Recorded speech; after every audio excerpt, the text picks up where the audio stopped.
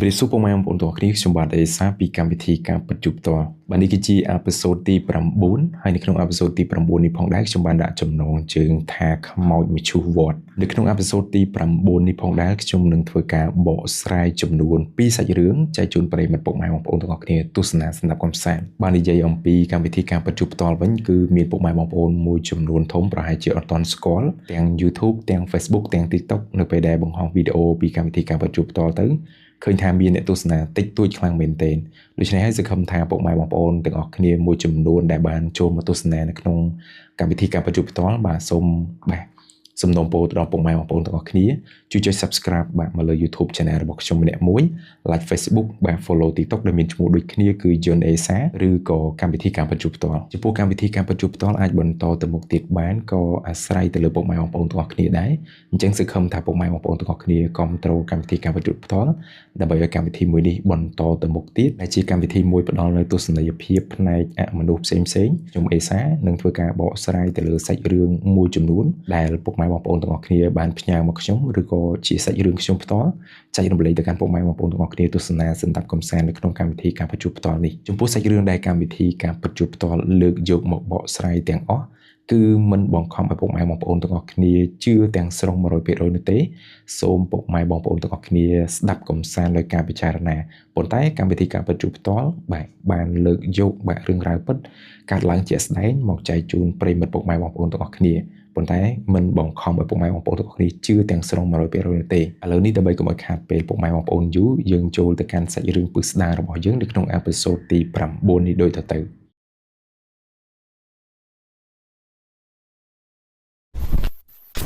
ចំពោះសាច់រឿងទី1នៅក្នុងអេពីសូតទី9នេះផងដែរខ្ញុំសូមលើកយកទៅលើសាច់រឿងមួយដែលខ្ញុំបានជួបផ្ទាល់នៅក្នុងវត្តមួយកន្លែងនៅក្នុងអំឡុងឆ្នាំ2011អញ្ចឹងនៅក្នុងអំឡុងឆ្នាំ2011នឹងផងដែរគឺនៅក្នុងថ្ងៃមួយ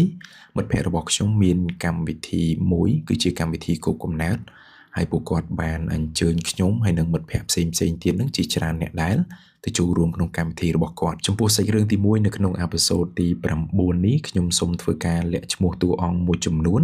ដោយសារតែបច្ចុប្បន្ននេះគឺពួកគាត់ជាមន្ត្រីរាជការហើយក៏ជាគ្រូបរៀនផងដែរអញ្ចឹងខ្ញុំសូមរក្សាសិទ្ធិជូនគាត់មិនបង្ហាញឈ្មោះពួកគាត់ទេខ្លាចប៉ះពាល់ទៅដល់កិត្តិយសរបស់គាត់អញ្ចឹងនៅក្នុងសាច់រឿងទី1នៅក្នុងអេពីសូតទី9នេះយើងបកមកវិញគឺនៅអំឡុងពេលនោះផងដែរដោយសារតែមិត្តភ័ក្តិរបស់ខ្ញុំមួយចំនួនផ្សេងទៀតហ្នឹងគាត់ស្គាល់ទីតាំងកន្លែងខូបកំណើតនោះច្បាស់លាស់អ្នកដែលចូលរួមនៅក្នុងកម្មវិធីខូបកំណើតនោះគឺមានប្រហែលជិត10នាក់ឯណោះអញ្ចឹងខ្ញុំសូមធ្វើការដាក់ឈ្មោះទៅកាន់តួអង្គដែលធ្វើខូបកំណើតនៅក្នុងសាច់រឿងរបស់យើងហ្នឹងគឺខ្ញុំសូមដាក់ឈ្មោះគាត់ថាសុវណ្ណអញ្ចឹងសុវណ្ណគាត់បានហៅខ្ញុំហើយនិងមិត្តភ័ក្តិផ្សេងទៀតនេះជាច្រើនខ្លាំងមែនទែនអញ្ចឹងបញ្ជាក់បន្តិចអ្នកទាំងគ្នាសុវណ្ណគឺជាឈ្មោះដែលខ្ញុំបានដាក់ដើម្បីហៅនៅក្នុងសាច់រឿងរបស់យើងណាប៉ុន្តែឈ្មោះពិតរបស់គាត់មិនមែនឈ្មោះសុវណ្ណទេខ្ញុំចាំបានថានៅអំឡុងពេលនោះគឺពួកយើងនៅរៀនវិទ្យាល័យនៅឡើយទេពេលដែលសុវណ្ណមករៀនពេលថ្ងៃគឺពួកគាត់បានប្រាប់ខ្ញុំហើយនិងមិត្តភ័ក្តិផ្សេងទៀតដើម្បីចូលរួមកម្មវិធីគាត់នៅល្ងាចនេះអញ្ចឹងមានន័យថានៅក្នុងថ្ងៃនោះផងដែរគឺសុវណ្ណបានប្រាប់ពីថ្ងៃហើយពេលល្ងាចឡើងគឺសុវណ្ណបានរៀបចំកម្មវិធីខូបកំណើតនៅផ្ទះរបស់គាត់មិត្តភ័ក្តិផ្សេងទៀតគឺសុទ្ធសឹងតែស្គាល់ផ្ទះសុវណ្ណច្បាស់លាស់បាទគេស្គាល់ច្បាស់ទីតាំងកន្លែងណាអញ្ចឹងណាប៉ុន្តែខ្ញុំអត់ដែលធ្លាប់ទៅផ្ទះសុវណ្ណទេអញ្ចឹងខ្ញុំអត់ស្គាល់ទីតាំងនោះទេហើយខ្ញុំក៏បានប្រាប់អ្នកផ្សេងទៀតដែរថាមុននឹងទៅប្រាប់ខ្ញុំផងដោយសារតែខ្ញុំអត់ស្គាល់ទីតាំងនោះច្បាស់អញ្ចឹងមុននឹងទៅប្រាប់គ្នាមុនអញ្ចឹងទៅចាំណាត់គ្នាកន្លែងណាចាំគ្នាដើម្បីធ្វើដំណើរទៅកាន់ទីតាំងនោះទាំងអស់គ្នាអញ្ចឹងទៅគណៈពេលនោះផងដែរគឺល្ងាចបានមកដល់ហើយខ្ញុំជាប់រៀនគូររូបមិត្តភ័ក្តិផ្សេងទៀតគេអត់បានរៀនគូររូបទេគេបានធ្វើដំណើរទៅផ្ទះសុវណ្ណតាំងពីម៉ោង5ល្ងាចអញ្ចឹងខ្ញុំរៀនគូររូបហ្នឹងគឺម៉ោង5:06មានន័យថារៀនពីម៉ោង5ល្ងាចទៅដល់ម៉ោង6ល្ងាចហើយខ្ញុំគិតថាពេលដែលខ្ញុំចេញពីរៀនគូររូបហ្នឹងខ្ញុំនឹងធ្វើដំណើរទៅកាន់ផ្ទះសុវណ្ណជាមួយនឹងមិត្តភ័ក្តិផ្សេងទៀតប៉ុន្តែពេលហ្នឹងផងដែរគឺមិត្តភ័ក្តិផ្សេងទៀតគាត់បានធ្វើដំណើរទៅ អស់ទៅហើយដោយសារតែគាត់អត់បានរៀនគូររូបនៅក្នុងថ្ងៃនោះទេខណៈពេលនោះផងដែរគឺខ្ញុំកំពុងតែរៀនគូររូបបណ្ដាខ្ញុំក្រឡេកទៅរកមិត្តភ័ក្តិរបស់ខ្ញុំដែលត្រូវចូលរួមកម្មវិធីគូកំណើតរបស់សុវណ្ណបណ្ដាប៉ុន្តែហាក់បីដូចជាគ្មានអ្នកណាមករៀនគូទេនៅពេលដែលខ្ញុំឆាតសួរមិត្តភ័ក្តិបាទ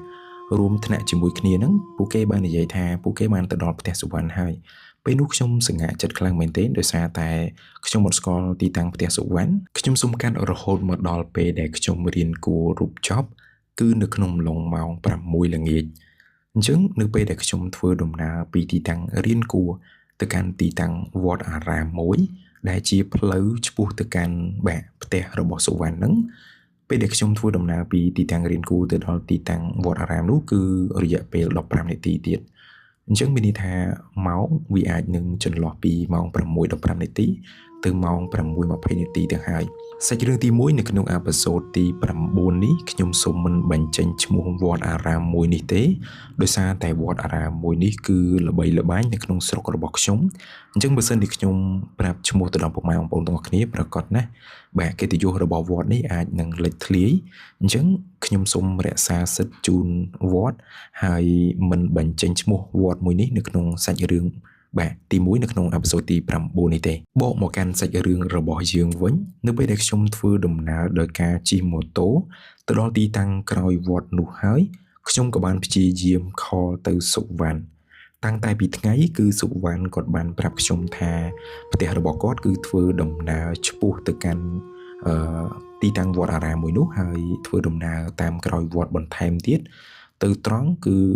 មានផ្លូវកាច់មួយចំនួនទៀតដើម្បីទៅដល់ផ្ទះរបស់គាត់ប៉ុន្តែដោយសារតែខ្ញុំអត់ចាំច្រើនទេខ្ញុំចាំតែម្យ៉ាងគឺទីតាំងវត្តអារាមមួយហ្នឹងមានផ្លូវមួយឆ្ពោះទៅកាន់ទីតាំងផ្ទះរបស់សុវណ្ណអញ្ចឹងខ្ញុំធ្វើដំណើរទៅដល់ទីតាំងវត្តហ្នឹងហើយខ្ញុំបានព្យាយាមខលទៅសួរសុវណ្ណរកផ្លូវបន្ថែមទៀតដើម្បីឆ្ពោះទៅកាន់ផ្ទះគាត់ខណៈពេលនោះផងដែរគឺខ្ញុំព្យាយាមខលទៅសុវណ្ណម្ដងហើយម្ដងទៀតប៉ុន្តែខ្ញុំមិនដឹងថាមានរឿងរ៉ាវអ្វីកើតឡើងចំពោះទូរស័ព្ទរបស់ខ្ញុំទេគឺវាអត់មានសេវាតលតែសោះនៅទីតាំងតំបន់វត្តអារាមមួយនោះអ្នកទាំងគ្នាខ្ញុំនៅរៀនគួររូបគឺខ្ញុំបានឆាតឆ្លើយឆ្លងជាមួយនឹងមិត្តភ័ក្តិផ្សេងទៀតជាធម្មតាប៉ុន្តែនៅពេលដែលខ្ញុំចេញពីរៀនគួររូបទៅកាន់ទីតាំងតំបន់វត្តអារាមមួយនោះស្រាប់តែសេវារបស់ខ្ញុំគឺគ្មានទេនៅក្នុងទូរស័ព្ទដែលជាហេតុមួយធ្វើឲ្យខ្ញុំមិនអាចតាក់ទងទៅកាន់សុវណ្ណបានឬក៏តាក់ទងទៅកាន់មិត្តភ័ក្តិផ្សេងៗទៀតបានខ្ញុំបានជិះរែកនៅក្បែរម្ដុំនោះដើររកទីតាំងកន្លែងមានសេវាប៉ុន្តែខ្ញុំជិះទៅមកជាច្រើនដងអត់មានកន្លែងណាមានសេវាទេខ្ញុំសម្រេចចិត្តថាខ្ញុំធ្វើដំណើរបកមកវិញទៅកាន់ទីតាំងកន្លែងរៀនរូបដើម្បីឲ្យទូរស័ព្ទមានសេវានិងអាច call ទៅសុវណ្ណឬក៏តាក់ទងទៅមិត្តភ័ក្តិផ្សេងទៀតប៉ុន្តែអ្នកនរគ្នាវាជារឿងមួយដែលគប់ជួនគ្នាខ្លាំងមែនទែនខណៈពេលដែលខ្ញុំនៅទីតាំងវត្តអារាមមួយនោះគឺទូរស័ព្ទរបស់ខ្ញុំក៏គ្មានសេវានៅពេលដែលខ្ញុំត្រឡប់មកកន្លែងរៀនគូររូបវិញទូរស័ព្ទរបស់ខ្ញុំគឺនៅដដែលគ្មានសេវានោះទេខ្ញុំបានព្យាយាមបិទគ្រឿងទូរស័ព្ទហើយបើកមកវិញជាច្រើនដងប៉ុន្តែខ្ញុំអត់ដឹងថាមានបញ្ហាអ្វីកើតឡើងបានទូរស័ព្ទរបស់ខ្ញុំគឺកាំងសេវា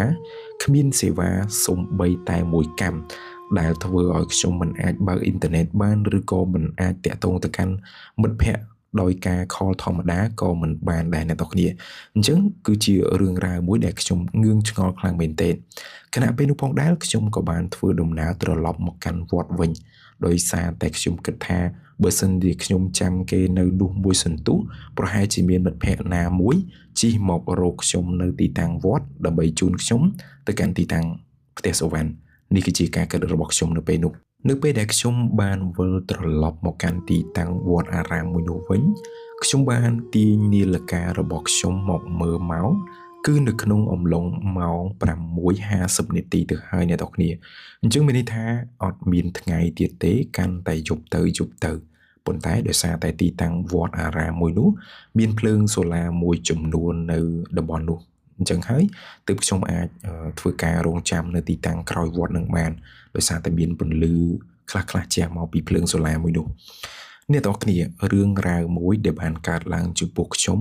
គឺនៅតំបន់ទីតាំងវត្តអារាមនេះឯងដែលជាសាច់រឿងមួយខ្ញុំបានដាក់ចំណងជើងនៅក្នុងអេពីសូតទី9នេះ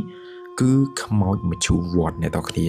អញ្ចឹងរឿងរ៉ាវដែលបានកើតឡើងទាំងអស់ខ្ញុំនឹងធ្វើការបកស្រាយនៅក្នុងសាច់រឿងទី1នេះប៉ុន្តែខ្ញុំសូមប្រាប់អ្នកទាំងអស់គ្នាពីសភាពវត្តនោះបន្តិចសិន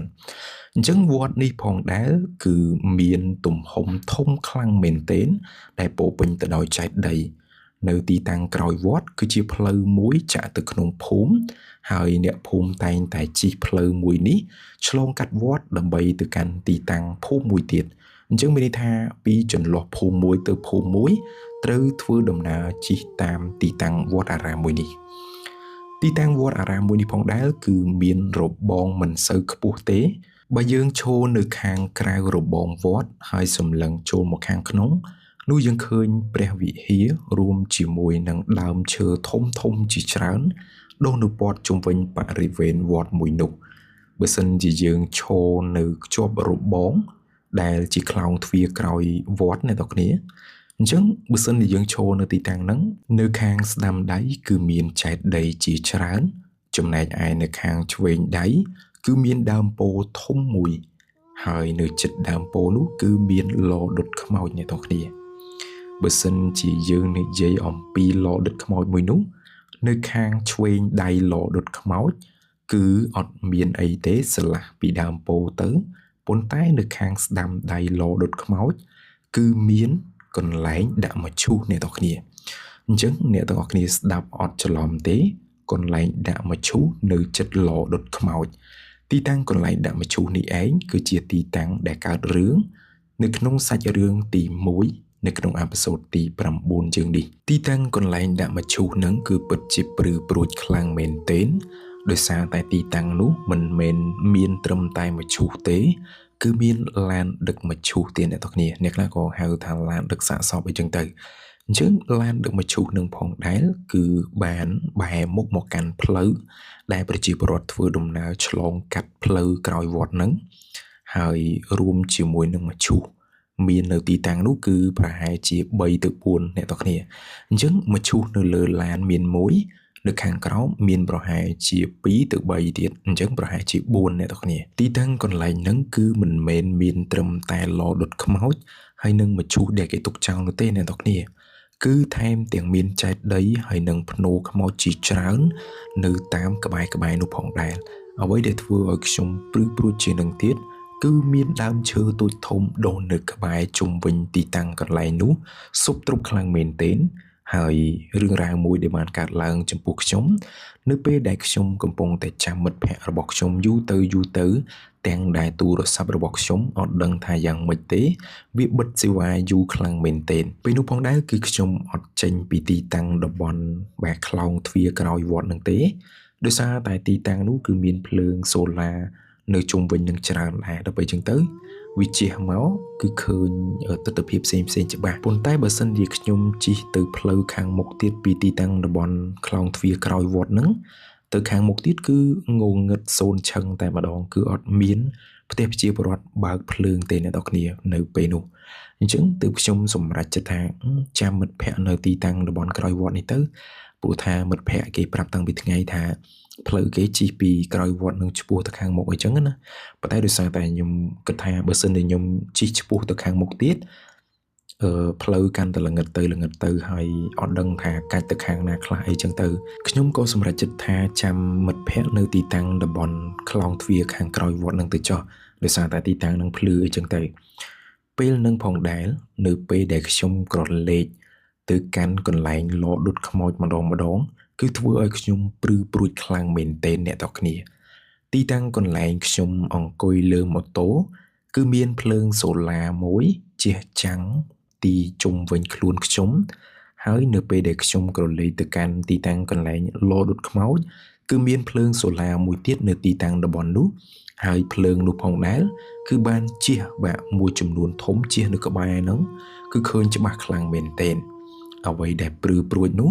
គឺទីតាំងកន្លែងដាក់ក្តាមមឈូសអ្នកទាំងគ្នាទីតាំងកន្លែងដាក់ក្តាមមឈូសគឺខ្ញុំបានក្រឡេកឃើញតាំងតែពីពេលដែលខ្ញុំ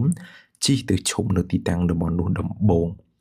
ទោះបីជាខ្ញុំខ្លាចក៏ដោយប៉ុន្តែនៅពេលដែលខ្ញុំកំពុងតែចាំមិត្តភ័ក្តិហ្នឹងគឺមានអ្នកភូមិធ្វើដំណើរឆ្លងកាត់ទីតាំងតំបន់នោះដែរអញ្ចឹងធ្វើឲ្យខ្ញុំគិតថាមិនមែនមានតែខ្ញុំទេគឺមានអ្នកភូមិផ្សេងៗទៀតដែលធ្វើដំណើរកាត់ទីតាំងហ្នឹងនៅពេលដែលខ្ញុំកំពុងតែចាំមិត្តភ័ក្តិរបស់ខ្ញុំយូរទៅទាំងដែលទូរស័ព្ទរបស់ខ្ញុំគ្មានសេវានៅពេលនោះផងដែរខ្ញុំចាំបានថាប្រហែលជាម៉ោង 7 កន្លះទៅហើយអ្នកភូមិក៏ខានជិះកាត់ខ្ញុំហាក់បីដូចជាអង្គុយម្នាក់ឯងនៅលើម៉ូតូរង់ចាំមិត្តភ័ក្តិនៅកណ្ដាលយប់នៅក្នុងវត្តអ្នកទាំងគ្នាអ្វីដែលសំខាន់គឺការអង្គុយរបស់ខ្ញុំនេះគឺវាហាក់បីដូចជាមិនសូវឆ្ងាយពីទីតាំងកន្លែងដុតខ្មោចឬក៏កន្លែងតម្កល់ទុកបាទក្តាមមឈូសនោះទេអញ្ចឹងមានន័យថាបើសិនជាគិតរយៈប្រវែងពីម៉ូតូដែលខ្ញុំអង្គុយហ្នឹងទៅកាន់ទីតាំងកន្លែងលក់ដុតខ្មោចហ្នឹងគឺប្រហែលជា30ម៉ែត្រតែប៉ុណ្ណោះបើសិនជាយើងគិតថា30ម៉ែត្រគឺវាមិនឆ្ងាយទេអ្នកនរគ្នាយើងអាចក្រឡេកមើលសពជ្រុងជ្រោយបានច្បាស់ខ្លាំងមែនទែនរឿងមួយដែលបានកើតឡើងចំពោះខ្ញុំដែលធ្វើឲ្យខ្ញុំភ័យខ្លាចខ្លាំងមែនទែនខណៈពេលដែលខ្ញុំកំពុងតែចាំមិត្តភ័ក្តិរបស់ខ្ញុំយូរទៅខ្ញុំស្រាប់តែឮសំឡេងមួយអ្នកនរគ្នាសំឡេងនោះផងដែរគឺជាសំឡេងគេអុសក្តារអ្នកទាំងអស់គ្នាប្រហែលជាធ្លាប់ឮសំឡេងគេអុសក្តារហើយគឺឮក្រោកអញ្ចឹងណានៅពេលដែលសំឡេងមួយនេះកាន់តែឮទៅខ្ញុំបានចាប់អារម្មណ៍ថាសំឡេងមួយនេះគឺឮចេញពីទីតាំងកន្លែងដាក់ក្តារមឈូសអ្នកទាំងអស់គ្នានៅពេលនោះផងដែរគឺធ្វើឲ្យខ្ញុំព្រឺព្រួយខ្លាំងមែនទែនសក់របស់ខ្ញុំបាសអស់រលេងហើយដោយសារតែទីតាំងនោះអត់មានគុតលោកទេមានតែបាក់ឡដុតខ្មោចឡានដឹកសាកសពហើយនឹងក្តាមឈូសពេលនោះផងដែរគឺខ្លួនប្រាណរបស់ខ្ញុំញាប់ញ័រអស់ទៅហើយទាំងដែលសំឡេងមួយនោះគឺមិនឈប់តតែសោះអ្នកនរគ្នាហាក់បីដូចជាសំឡេងមួយនឹងកំពុងតែធ្វើការអុស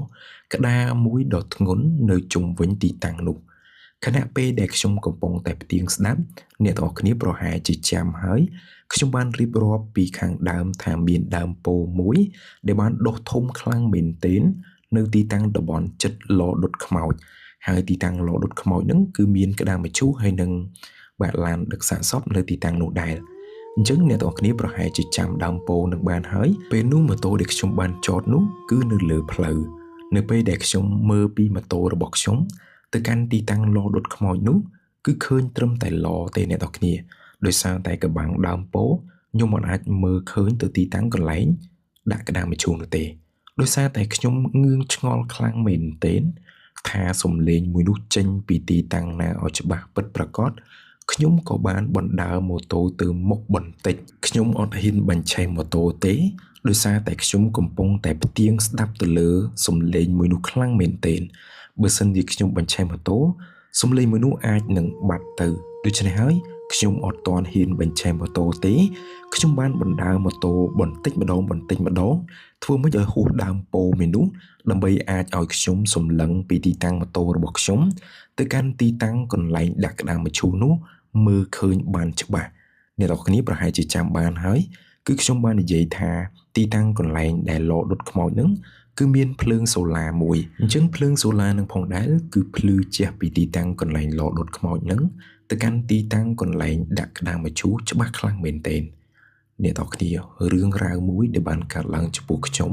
ធ្វើឲ្យខ្ញុំព្រឺព្រួយខ្លាំងមែនទែនខ្ញុំស្ទើរតែមិនជឿទៅលើកាយភ្នែករបស់ខ្ញុំដែលបានឃើញនៅពេលដែលខ្ញុំបានបណ្ដើរម៉ូតូហួសដើមពោធិ៍មួយនោះហើយខ្ញុំបានដាក់ភ្នែកក្រឡេកទៅមើលទីតាំងកន្លែងដាក់ក្តាមឈូសនោះ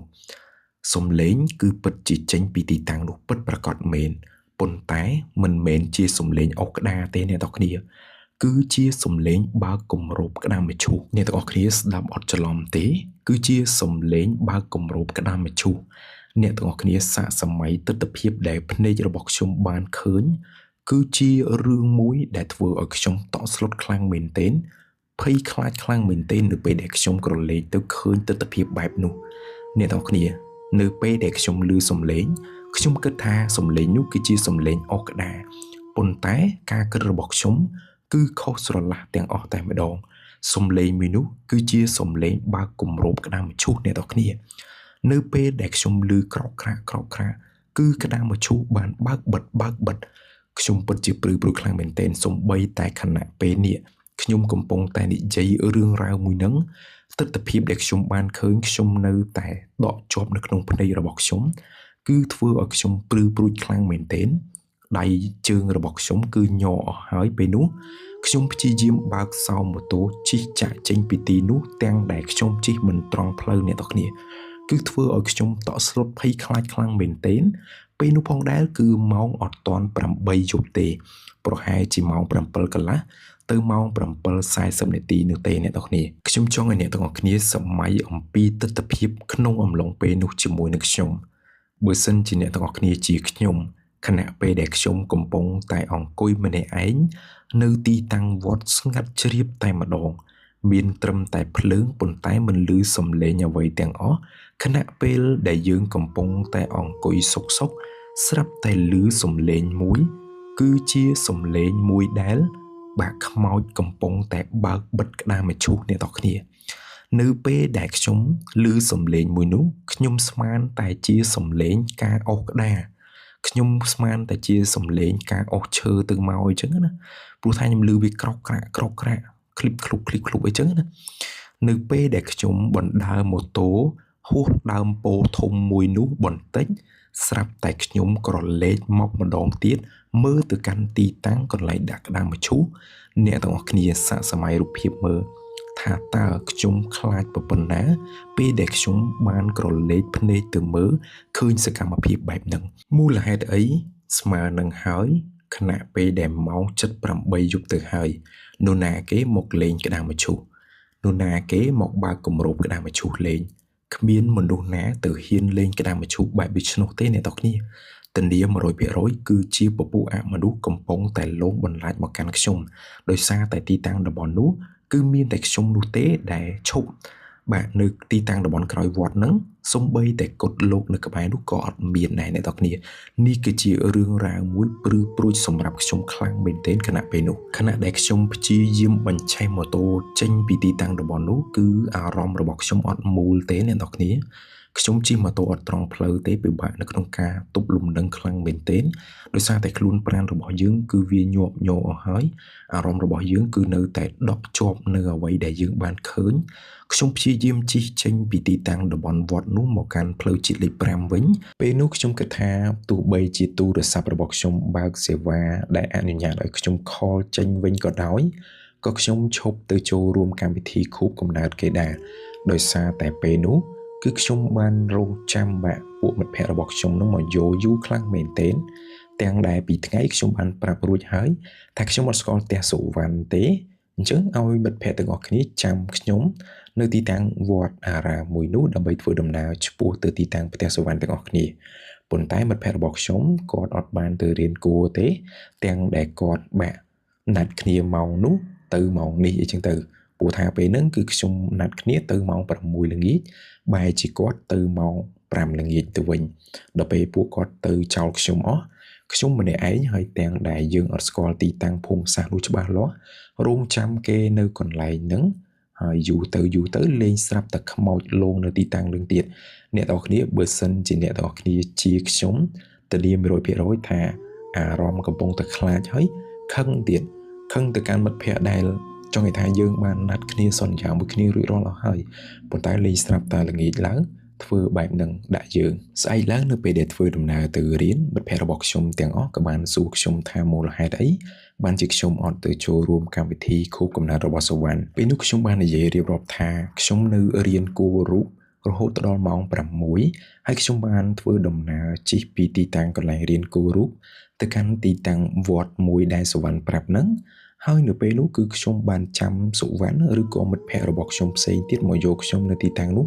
យូរខ្លាំងមែនទែនរហូតដល់ជិត2ម៉ោងឯណោះមានមិត្តភ័ក្តិរបស់ខ្ញុំម្នាក់គាត់បានសួរខ្ញុំថាមូលហេតុអីបានជាខ្ញុំមិន call ទៅប្រាប់មិត្តភ័ក្តិផ្សេងទៀតដើម្បីឲ្យទៅយកខ្ញុំនៅទីតាំងនោះខ្ញុំក៏បាននិយាយរៀបរាប់ថានៅពេលដែលខ្ញុំអំឡុងពេលដែលខ្ញុំចាំហ្នឹងគឺអត់ដឹងថាទូរស័ព្ទរបស់ខ្ញុំមានបញ្ហាអ្វីទេគឺអត់មានសេវាសូម្បីតែមួយកម្មបើកអ៊ីនធឺណិតក៏អត់ចេញ call ទៅណាក៏អត់កើតទាំងអស់តែម្ដងហើយខ្ញុំក៏បាននិយាយរៀបរាប់អំពីរឿងរ៉ាវដែលខ្ញុំរងចាំនៅទីនោះហើយកើតរឿងដែលខ្ញុំបានឃើញក្តារមឈូសបើកខ្លួនឯងហ្នឹងខ្ញុំក៏បានរៀបរាប់ទៅប្រាប់មិត្តភ័ក្តិរបស់ខ្ញុំផ្សេងទៀត ពេលនោះផងដែរគឺមិត្តភ័ក្តិរបស់ខ្ញុំស្ទើរតែមិនជឿខ្ញុំនោះទេថាខ្ញុំទៅរងចាំនៅទីតាំងនោះរហូតដល់ជិត2ម៉ោងឯនោះអ្នកទាំងគ្នាអញ្ចឹងអ្នកដែលស្គាល់ទីតាំងនោះច្បាស់គឺប្រកាស 100% មិនហ៊ានសំបីតែជិះកាត់ទីតាំងតំបន់នោះនៅពេលដែលធ្លាក់ថ្ងៃអ្នកទាំងគ្នាអញ្ចឹងមានន័យថាអ្នកដែលស្គាល់ទីតាំងតំបន់នោះច្បាស់គឺគេមិនហ៊ានជិះឆ្លងកាត់នោះទេបើសិនជាធ្លាក់ថ្ងៃសុវណ្ណគាត់គឺជាអ្នកភូមិនៅទីតាំងតំបន់នោះអញ្ចឹងគាត់ដឹងពីទីតាំងភូមិសាស្ត្រនោះច្បាស់ខ្លាំងមែនទែនថាមានរឿងរ៉ាវអ្វីកើតឡើងខ្លះនៅពេលដែលគាត់ឮថាខ្ញុំទៅចាំគាត់នៅទីតាំងនោះរហូតដល់ជិត2ម៉ោងអំឡុងម៉ោង7ម៉ោង8យប់ទៅហើយគាត់ពិតជាសោកស្ដាយខ្លាំងមែនទែនហើយគាត់បានសុំទោសខ្ញុំផងដែរដែលគាត់មិនដឹងសោះថាខ្ញុំទៅចាំគាត់នៅទីតាំងនោះសុវណ្ណគាត់និយាយរៀបរាប់ថាមិនមែនតែខ្ញុំទេដែលត្រូវខ្មោចលងនៅទីតាំងនោះអ្នកភូមិជាច្រើនក៏ត្រូវខ្មោចលងនៅទីតាំងនោះដូចគ្នាគឺនៅទីតាំងតំបន់ក្រោយវត្តកន្លែងលដុតខ្មោចយ៉ាងឯងអ្នកទាំងគ្នាអ្នកភូមិខ្លះគេឃើញបាទមនុស្សស្រីអោបក្បាលជង្គង់អង្គុយយំនៅក្បែរឡកណ្ដាលយប់ជ្រៅអ្នកទាំងគ្នាអញ្ចឹងអត់មានមនុស្សណាទៅយំនៅក្បែរឡបានទេគ្រាន់តែអ្នកទាំងអស់គ្នាស្ដាប់ឬក៏សម័យរូបភាពទៅក៏ដឹងដែរថាអត់មានមនុស្សណាកណ្ដាលយប់ជ្រៅហើយទៅអង្គុយយំនៅក្បែរឡបានទេមានតែពពួកអាមនុស្សបាទខ្មោចលងបន្លាចតែប៉ុណ្្នឹងឯងអ្នកភូមិខ្លះទៀតគេឃើញខណៈពេលដែលគេកំពុងតែជិះម៉ូតូស្រាប់តែរត់កាត់មុខម៉ូតូរបស់គេអ្នកខ្លះទៀតក៏ឃើញអង្គុយលើភ្នូអ្នកខ្លះទៀតឃើញអង្គុយនៅលើឡានដឹកខ្មោចអ្នកទាំងគ្នាអញ្ចឹងមានន័យថាទីតាំងតំបន់ក្រោយវត្តនោះគឺលងបន្លាចសាហាវខ្លាំងមែនទែនខណៈពេលដែលខ្ញុំមិនដឹងទាល់តែសោះថាទីតាំងនោះវាព្រឺព្រួយដល់ថ្នាក់ហ្នឹងអញ្ចឹងនេះគឺជាសាច់រឿងទី1នៅក្នុងអេពីសូតទី9ខ្ញុំគិតថាសាច់រឿងទី1នេះវាពិតជាព្រឺព្រួយខ្លាំងមែនទែនសម្រាប់ខ្ញុំពុកម៉ែបងប្អូនទាំងអស់គ្នាយល់យ៉ាងណាដែរចំពោះសាច់រឿងមួយនេះហើយខ្ញុំនៅតែងឿងឆ្ងល់ខ្លាំងមែនទែនថាតើពពួកអមនុស្សដែលគេលងបន្លាចយើងដោយការបើកក្តាមមឈូសនោះគឺគេចង់ធ្វើបាបយើងឬក៏គេគ្រាន់តែគេលោយើងដើម្បីឲ្យយើងចេញពីទីតាំងនោះឬក៏យ៉ាងម៉េចបើសិនជាពុកម៉ែបងប្អូនណាដឹងអំពីរឿងរ៉ាវទាំងអស់នេះបាទសូមខមមិននៅខាងក្រោមដើម្បីបញ្ជាក់បន្ថែមឬក៏អ្នកណាដែលធ្លាប់ជួបបាទទៅលើរឿងរ៉ាវដូចគ្នាជាមួយនឹងខ្ញុំបាទសូមខមមិននៅខាងក្រោមប្រាប់ខ្ញុំឲ្យដឹងផងព្រោះថារឿងរ៉ាវមួយនេះខ្ញុំបានសួរមិត្តភ័ក្តិខ្ញុំច្រើនខ្លាំងមែនទែនអត់មានអ្នកណាគេដែលធ្លាប់ជួបថា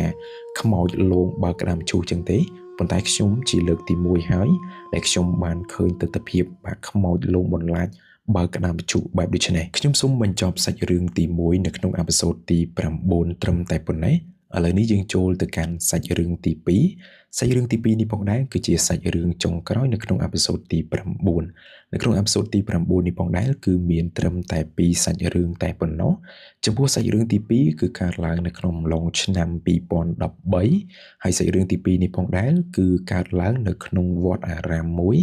ដែលជាវត្តនៅក្នុងសាច់រឿងទី1អ្នកទាំងគ្នាអញ្ចឹងសាច់រឿងទី2នេះផងដែរគឺមានដើមហេតុបាទផ្សេងមួយទៀតដែលបានកើតឡើងនៅទីតាំងវត្តអារាមមួយនោះ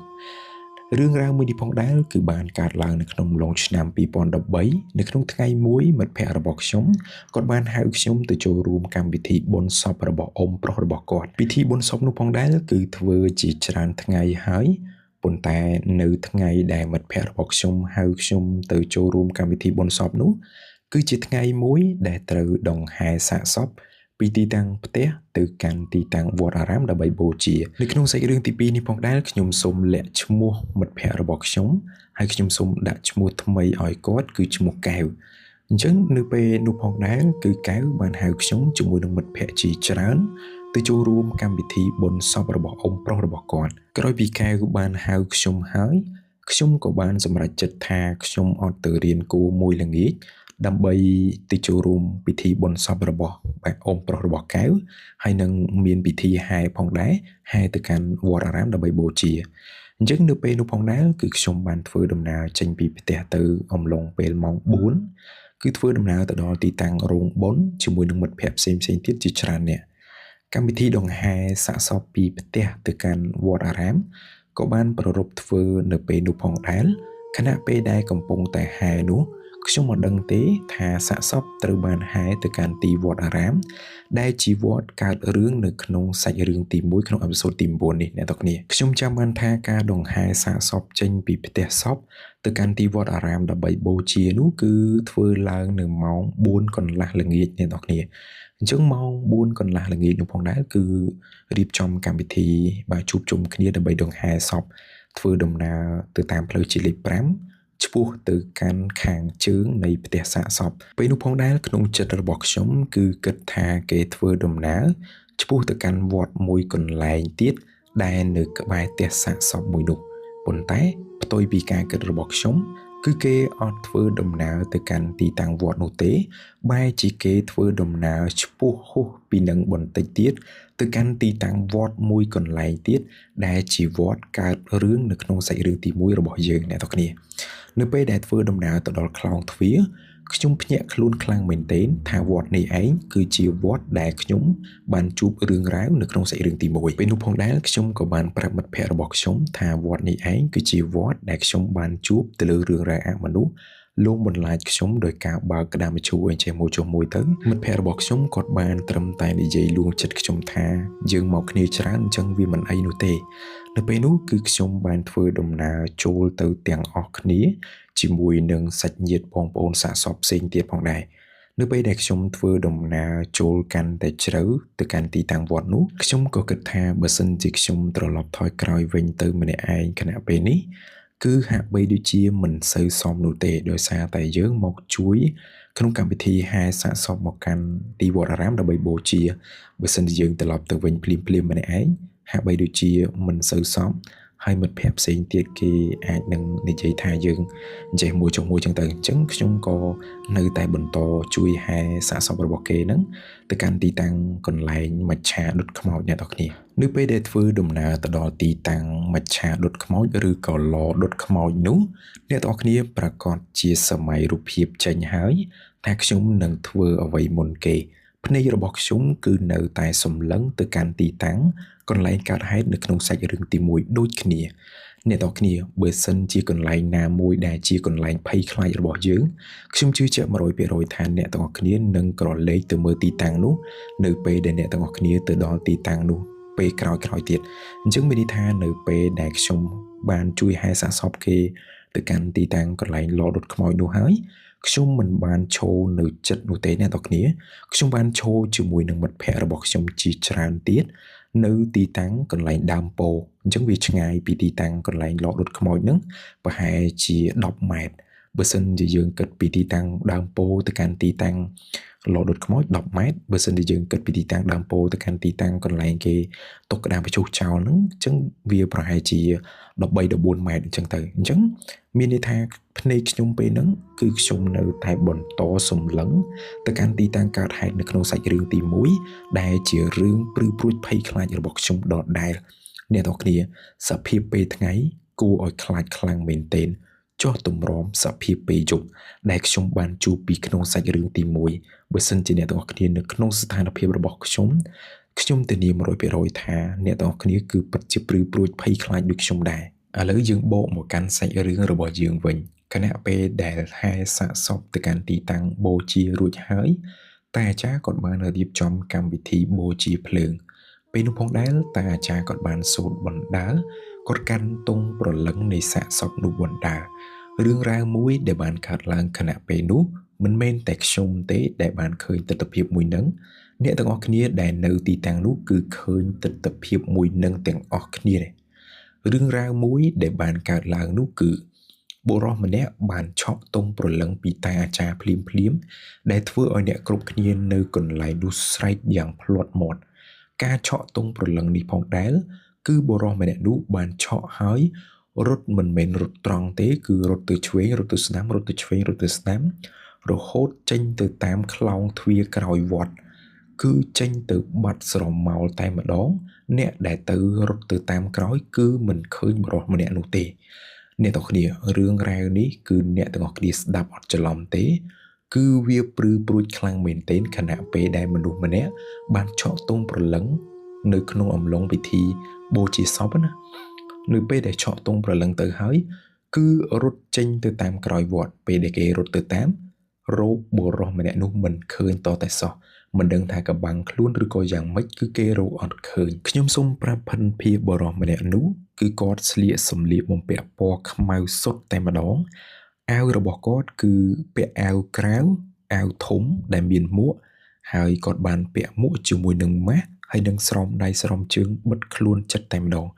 គឺគ្មាននរណាម្នាក់អាចមើលដឹងថាគាត់ជានរណានោះទេអ្នកនរគ្នាគ្រប់គ្នាក៏ចាប់អារម្មណ៍ទៅលើគាត់ដែរខណៈពេលដែលកំពុងតែហែសាកសពមកគឺម្នាក់គិតថាគាត់មិនដឹងថាមកពីណានៅក្នុងសាច់រឿងទី2ក្នុងអេពីសូតទី9នេះផងដែរគឺមិនមែនជារឿងរ៉ាវអមនុស្សទេប៉ុន្តែខ្ញុំចង់ឲ្យអ្នកទាំងអស់គ្នាសាកសម័យរូបភាពបន្តិចមើលថាតើបុរសម្នាក់នោះបានឈប់ទង់ប្រលឹងខ្មោចយកទៅធ្វើអ្វីខណៈពេលនឹងផងដែរគឺខ្ញុំងឿងឆ្ងល់ខ្លាំងមែនទែនថាបុរសម្នាក់នោះគាត់យកទង់ប្រលឹងទៅធ្វើអ្វីខណៈពេលដែលគាត់ឈប់រត់ទៅគឺមានលោកអាចារ្យហើយនិងអ្នកភូមិមួយចំនួនផ្សេងទៀតបានរត់ទៅដេញចាប់បុរសម្នាក់នោះប៉ុន្តែគឺដេញចាប់មិនបានទេអ្នកនរគ្នាគាត់រត់លឿនខ្លាំងមែនទែនគ្រប់គ្នាបានសន្និដ្ឋានថាបុរសម្នាក់ហ្នឹងគឺបាត់នៅពេលដែលគាត់ទៅដល់ទីតាំងខ្លោងទ្វារក្រោយវត្តអ៊ំប្រុសម្នាក់ដែលជាអ្នកក្នុងចំណោមអ្នកដែលរត់ទៅចាប់បុរសម្នាក់នោះគាត់បាននិយាយរៀបរាប់ថាគាត់បានឃើញផ្ទាល់ភ្នែកខណៈពេលដែលបុរសម្នាក់នោះរត់ទៅដល់ទីតាំងខ្លោងទ្វារក្រោយវត្តនឹងហើយបុរសម្នាក់នឹងបានបត់ទៅខាងស្ដាំដៃហើយបន្ទាប់មកទៀតគឺរលាយបាត់ឆឹងតែម្ដងអ្នកនរគ្នារឿងរ៉ាវមួយនេះគឺជារឿងរ៉ាវមួយខ្ញុំមិនបានឃើញផ្ទាល់ភ្នែកទេប៉ុន្តែខណៈពេលដែលបុរសម្នាក់ដែលរលាយបាត់នឹងគឺអ៊ំប្រុសម្នាក់គាត់បានឃើញខណៈដែលគាត់រត់ជិតទាន់បុរសនឹងទៅហើយស្រាប់តែរលាយបាត់សូន្យតែម្ដងខណៈពេលដែលបុរសម្នាក់នឹងឆក់ទង់ប្រលឹងគឺខ្ញុំបានឃើញហើយភ័យស្លន់ស្លោដូចអ្នកដតីទៀតដែលឈរកន្លែងនឹងដែរប៉ុន្តែខណៈពេលដែលបុរសម្នាក់នឹងរត់ទៅដល់ខ្លោងទ្វារក្រោយវត្តហើយរលាយបាត់គឺខ្ញុំមិនឃើញទេអ៊ំប្រុសម្នាក់គាត់រត់ទៅគៀកទៅនឹងបុរសម្នាក់នឹងហើយគាត់បានឃើញផ្ទាល់ភ្នែកគាត់និយាយទាំងបាក់រត់ដាក់រត់ដប់ខ្លាំងមែនទែនទាំងភាពភ័យខ្លាចគាត់និយាយថាគាត់បានឃើញបុរសម្នាក់នឹងរត់ទៅខាងស្ដាំដៃហើយបន្ទាប់មកទៀតរលាយបាត់នៅមុខគាត់ភ្លាមតែម្ដងអ្នកទាំងអស់គ្នាសាកសម័យរូបភាពមើលថាបុរសម្នាក់នោះគឺជាមនុស្សឬក៏ជាអមនុស្សបើជាមនុស្សតើមូលហេតុអ្វីគាត់ចេះបំបាំងកាយអញ្ចឹងមានន័យថាគាត់មិនមែនជាមនុស្សធម្មតានោះទេខណៈដែលគាត់កំពុងតែរត់ស្រាប់តែគាត់រលាយចេញពីមុខអ៊ំប្រុសដែលរត់តាមនោះភ្លាមតែម្ដងអញ្ចឹងរឿងរ៉ាវមួយនេះគឺខ្ញុំក៏ងឿងឆ្ងល់ខ្លាំងដែរខណៈដែលខ្ញុំនៅតែឆ្ងល់ថាគាត់គឺជាមនុស្សឬក៏ជាអមនុស្សបើគាត់គឺជាមនុស្សគាត់ប្រហែលជាមានមុនវិជាការណាមួយដែលខ្លាំងពូកែអាចកំបាំងខ្លួនបានអ្នកនរគ្នាអញ្ចឹងនៅពេលដែលខ្ញុំសួរតាអាចារ្យហើយនឹងសួរអ្នកភូមិផ្សេងទៀតថាមានរឿងរ៉ាវអ្វីបានជាគេយកទង់ប្រលឹងទៅអញ្ចឹងតាអាចារ្យហើយនឹងអ្នកភូមិមួយចំនួនទៀតបាននិយាយដូចគ្នាតែម្ដងការដែលយកទង់ប្រលឹងទៅនេះគឺទី1គឺគេអាចខាបប្រលឹងអ្នកដែលស្លាប់នោះទៅកាន់នៅក្នុងទង់ប្រលឹងនោះហើយនៅពេលណាមួយដែលគេត្រូវការគេនឹងប្រើខ្មោចនោះទៅធ្វើអ្វីមួយតាមបំណងប្រាថ្នារបស់គេនេះបើតាមពាក្យសម្ដីរបស់តាអាចារ្យហើយនិងអ្នកភូមិមួយចំនួនដែលគាត់និយាយដូចគ្នាអញ្ចឹងសូមឲ្យពុកម៉ែបងប្អូនទាំងអស់គ្នា comment នៅខាងក្រោមតើពុកម៉ែបងប្អូនទាំងអស់គ្នាដឹងទេថាគេយកទង់ប្រលឹងទៅដើម្បីអ្វីចំពោះខ្ញុំអត់ដឹងទេខ្ញុំនិយាយទៅតាមអ្វីដែលជាការបកស្រាយរបស់តាអាចារ្យនៅទីតាំងរបស់នោះគឺគាត់ថាគេយកទង់ប្រលឹងហ្នឹងដើម្បីទុកប្រើនៅពេលក្រោយខាបប្រលឹងខ្មោចនឹងយកទៅអញ្ចឹងណាអញ្ចឹងនៅក្នុងសាច់រឿងទី2នេះផងដែរសូមពុកម៉ែបងប្អូនទាំងអស់គ្នា comment នៅខាងក្រោមពិចារណាទាំងអស់គ្នាថាតើបុរសម្នាក់ដែលឆក់ទង់ប្រលឹងហើយរលាយបាត់សមោលនោះគាត់គឺជាមនុស្សឬក៏ជាអមនុស្សបើជាមនុស្សគាត់ចេះមុនវិជាការអ្វីទើបគាត់អាចចេះបំបាំងកាយយ៉ាងណាមិញសូមបញ្ចប់សាច់រឿងទី2ត្រឹមតែប៉ុណ្ណេះក៏សូមអរគុណទៅដល់ពុកម៉ែបងប្អូនទាំងអស់គ្នាខ្លាំងមែនទែន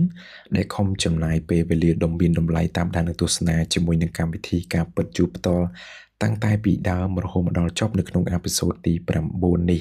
ក៏សូមសំណូមពរទៅដល់ពុកម៉ែបងប្អូនទាំងអស់គ្នាបាទដែលជាអ្នកទស្សនាថ្មីមិនទាន់ចុច Subscribe លើ YouTube Channel របស់ខ្ញុំបាទសូមចុច Subscribe ម្នាក់មួយ Like Facebook Page Follow TikTok ដែលមានឈ្មោះដូចគ្នាបាទគឺយន្តអេសាដើម្បីទទួលបាននៅវីដេអូថ្មីបន្តទៀតពីកម្មវិធីការពិតជួបផ្ទាល់កម្មវិធីការពិតជួបផ្ទាល់បាទសន្យាជាមួយនឹងពុកម៉ែបងប្អូនទាំងអស់គ្នាថានឹងព្យាយាមបង្កើតផលិតវីដេអូតាក់ទងទៅនឹងបាទរឿងរ៉ាវអមនុស្សរឿងរ៉ាវខ្មោចព្រាយបិសាចផ្សេងដែលកើតឡើងនៅទីតាំងតំបន់ខុសៗគ្នា